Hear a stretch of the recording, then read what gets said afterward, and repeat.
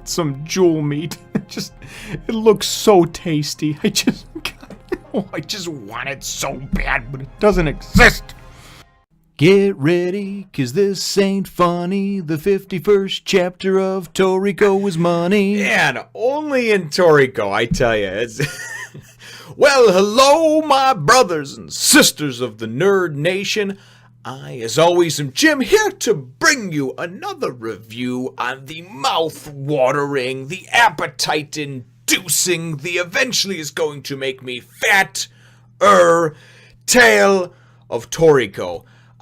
This is just excellent. I mean, in the last chapter, of course, we saw Toriko going and he's got that 5-minute time limit, you know, that his kind of, his gourmet cells that sort of kind of talk to him in this otherworldly, trippy world type thing, you know, it told him, as long as you devour something awesome, in the next 5 minutes, you'll be cool, you'll evolve, you know. But what's happening is more or less the gourmet cells are pretty much just running on, he's running on empty. He has no gas left in the tank whatsoever, so it's pretty much just devouring his own body, you know. And at the end of it, he wound up getting, he was going toe to toe with the Starjun controlled GT robot and holding his own very well. But at the end, he wind up, gets whipped, 40, 50 feet away through this, this hole. They're of course inside the Regal Mammoth. And the end of the chapter, you just kind of saw the gleam everywhere, and you're thinking, oh man, talk about falling in a pile of shit and coming out smelling like roses, man. That's Toriko for you. First 10 pages are all about, because we know that obviously he came upon the jewel meat, and the first 10 pages of the chapter are all just mouth-watering, as in black and white, somehow they go and with the beautiful gleaming and the explanations of the aroma and the texture and everything else. Toriko is laying there battered, beaten, bloody, bruised, and just utterly destroyed. And it's like an instinctual thing. It's like his body just kind of reacts without him even being able to, and all of a sudden he starts producing saliva, and he's just mouth watering. And the way that it's all described and depicted as he goes and gets up and then goes knife and slices himself off a little piece of it, and just how it looks and the taste of it and everything like that. It's the only time that I think I have ever seen something drawn in a black and white manga, comic book, whatever, that I've seen on a page, and that I'm literally sitting here craving something that doesn't even exist in real life. It's just so amazing. I tell you, the description is second to none, and it's just so awesome. And I mean, with everything within the series, but especially when it comes to stuff with the food, I did not buy into this whole thing at first, that I could read a manga and be entertained, and it was all about food. I was like, yeah, well, we'll see. We'll give it a shot, right? Well, I gave it a shot, and it's fucking awesome. So anyway, like I said, that's about the first 8 or 10 pages is the description of him, and obviously his body going and being able to kind of feel replenished. He's talking about, just the juices that's coming off this one piece as he goes and bites into it and starts just, eating it like the carnivorous frickin' dinosaur that he is. And he's talking about the juices are going to fill his stomach, and it's almost more than he can handle. And you're like, oh man, it's so good, And again, craving something that doesn't even exist in real life. To me, that is the mark of a great writer, and someone that is great at presenting as well, not just in written word, but obviously as well in the illustrations. Because if you can make that person feel as if they want something that they know in their heart and mind doesn't exist in the world that they live in today, but they still want it, you've done a good job, a great job.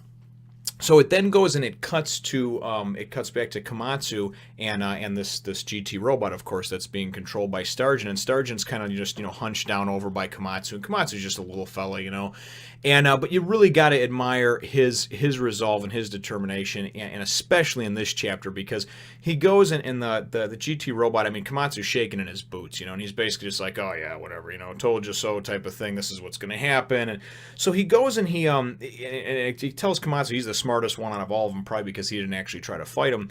But he goes and he looks in his stuff and his tools and everything like that, and sees one of his chef's knives, and as a matter of fact, probably the main one that he uses, because he goes and he pulls it out, and he's just like, because you can tell a lot about a person, about a man, about by the chef especially, by the tools that they use, and he's going, he pulls it out, and he kind of tries to look at it, and he says, and I can tell by this and this that you're, and he goes and gives him the rundown, the psychobabble bullshit of of what that means. means with him having, you know, this type of knife, right? And I don't get too much into it because I don't have a lot of respect for the Starjun character because he's obviously an antagonist. He's somebody that you do not like. As far as I'm concerned, he killed Rin, he almost killed Toriko, and now he's kind of toying with Komatsu, you know? So he goes and he says, but I'm going to take this from you, you know? And he turns around and walks away, and I'm assuming he's going to go find Toriko and make sure that he's gutted or finished off with this knife, right? And Komatsu goes, and he grabs his big watermelon-like balls, man, and he picks them some bitches up, and he goes and, because that's what he's got right now, his big testicles, the size of his fucking head. And he goes and he says, no, I can't let you do that. And I'm thinking, what? you what? Really? But you gotta appreciate this kid's resolve. He's half the size of everybody else, all these other characters and whatnot, and he's got, you know, 1/1000th of the strength of one of them, but it doesn't matter to him, you know? He is gonna take a stand, and it's great because the Starjun turns around and says to him, he says, you realize that if you try to stop me, that I'll kill you. And Komatsu, without even breathing, right, without even taking a step or anything like that, without even taking a step back, he goes and he says, I'm prepared to die. I already wrote my will. You know, and I like that because Toriko was talking about how these GT robots have no business, you know, doing what they do because there's no loss for them. There's no, you know, Rin was prepared to die. Komatsu is prepared to die. These GT robots, if the GT robot dies, the guy's still fine. He can go control another one, you know, so there's no risk reward system for them. And I really like that because Komatsu, and it was great because as Starjun goes and turns to him, I mean, he pulls like his, you know, aura out, and it's just, it's this huge Cyclops looking freaking beast, you know. And I mean, it's something that even when I turn the page, I about shit myself, you know. And I don't scare or jump easily. And I was like, whoa, that's a pretty vicious looking drawing. And Komatsu was just didn't back down at all. And it was kind of cool because Starjun goes and even, you know, he's like, he has resolve, you know. So then all of a sudden, man, Toriko goes and he comes out of nowhere, and I love this shit, man. Toriko goes and pops out of nowhere. It's the best. You get the Cyclops, you know, looking thing over there. But then Toriko goes and appears, and he's just like, you're the only coward here, GT robot. And you know, he's saying that because obviously, you know, him not having to actually risk anything, which I thought was great. So then he just straight up tells him, and then, you know, the robot's like, what the Starjun's like, what the hell, Toriko, you know? And even Komatsu's like, Toriko, he's crying and shit, you know? And Toriko goes and he's just like, shut off your pressure sensation limit. I want you to feel every blow I deliver. And I was like, oh, man, show me your resolve. And I was like, oh, shit, you got to be kidding me. So then he just starts charging, you know, and he goes and closes the distance between them in a second. And the whole time, you know, they kind of get an inner monologue from Starjun. And he's kind of like, all right, man, he must have evolved, and he piqued my interest, you know. So then he goes and he's just, boom, he's toe-to-toe with him, right? And he's like, what's your name, robot? And I love this. He's like, my name is Starjun. As you asked, I shut off my pressure sensation limit. Now I will feel 100% of the attacks my robot has dealt. So he's going to actually feel those attacks, right, as Toriko goes and hits the robot. And I thought that was cool. And then he's like, Starjun, if you would so readily do that, then it's proof that your natural strength far surpasses that of your GT robots.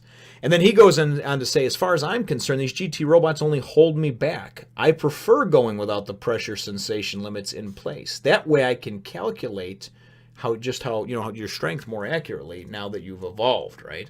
And I just love that, man. Oh God, it was just so cool because it's like just you know, just these two Goliaths coming at each other, you know, and you know, and then of course Starjun just being, you know, that's showing that how strong he is outside of the realm of the, you know, this Starjun is a bad motherfucker, and it only holds him back being in this GT robot. And I thought that was cool too, you know, because Toriko even said, he's like, if you would do that so readily, your body must be stronger than the GT robots, you know, which is not the case, for at least so we've seen so far from the other operators. So I thought that was cool. So then just, you know, as the chapter is going to end, you just get a, and I mean, you just see Toriko, and I mean, everything around him is just, you know, and the Regal Man was probably thinking like, oh my God, what the fuck is going on inside of me? You know, there's this battle being raged. I don't care how big this thing is, you know.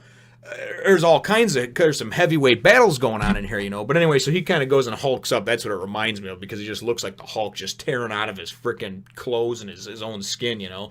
Goes up toe to toe with him, then goes and pulls back this massive right arm that, I mean, just goes and puts most professional wrestlers that take steroids, you know, probably under their nuts every day, to shame. I mean, this guy, look at his fucking veins on this thing and everything. And then he goes and he says, tenfold, and I'm like, oh, son of a bitch, man. So is he gonna pull out a tenfold Kugi punch on this guy? Is this gonna be one of his new moves from the Evolution? I tell you, man, what a fun read. And I gotta finish this up so I can read the next chapter and finish off the volume, because I can't wait until this robot gets his ass pounded, and not in a gay way either. Not that I have anything against that, but you know, want to make sure everybody knows. So that wraps up the chapter, though. And my chapter question is really, what are your thoughts on Komatsu's resolve? I really like that, and it was kind of a surprise to me. I shouldn't say it was a surprise, because I do like Komatsu as a character. But I guess I didn't expect. I expected him to be a little more of like a, just kind of, you know, a little more of a scared lamb, a little more just like, oh shit, I'm in way over my head, because he's still relatively new on this whole journey. He's been on a few journeys with Toriko now, but Toriko, as far as he knows, is shattered, broken, and dead, you know, wherever, out of sight. Rin has died. He's in there alone. He doesn't know where Sunny is or anything like that. And I mean, I guess I just expect him to be more of like a, you know, mum's the word, not say anything, and just kind of hope to live to fight another day.